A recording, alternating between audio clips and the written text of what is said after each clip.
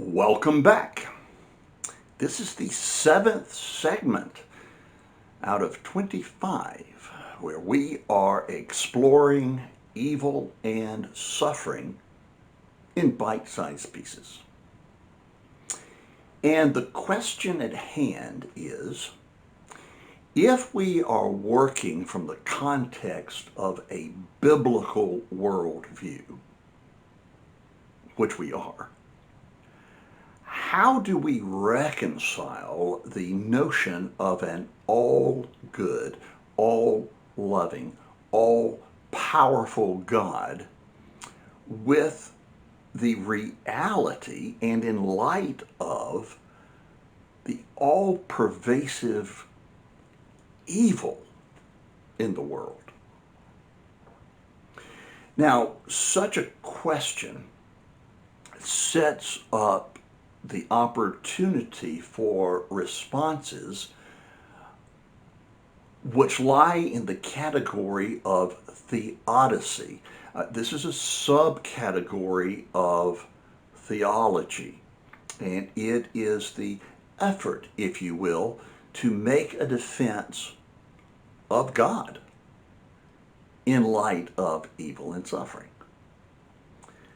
Now, in this effort, there are at least 5 appeals, and I want to offer them to you, the first having been presented in the last segment, and that was the appeal to a suffering God. Christianity affirms what the Bible teaches, and that is that God became a man. And in living the life, Jesus, fully God, fully human, experienced the range of evil and suffering. Now, he did this because he chose to, and he chose to because he loves us, and he chose to in order to address the issues of evil and suffering. So, one answer that cannot be to this question is that he doesn't care. The second appeal is the appeal to origins. And this raises 2 questions. Did God create the best of all possible worlds? And do we live in the best of all possible worlds? Well, the answers are yes, he did, and no, we don't. Now, in light of this, we have to ask the question, what would we consider to be the best of any possible world? And I would put to you that the answer to that would be a world where all created things were free to live out fully their purpose for being. Then the question would be, so what is the purpose of the human being? My conviction is that it is to love God by enjoying him forever.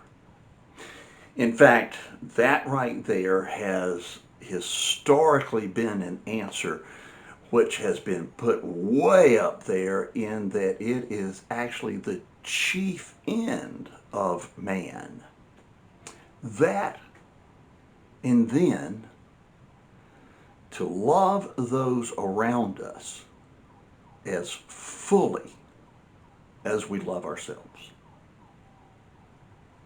Now, with all of this in mind, I want to suggest to you that there are only 4 possible options as to the type of world that God could have created.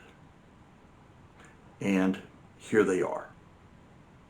The first is actually no creation versus this world.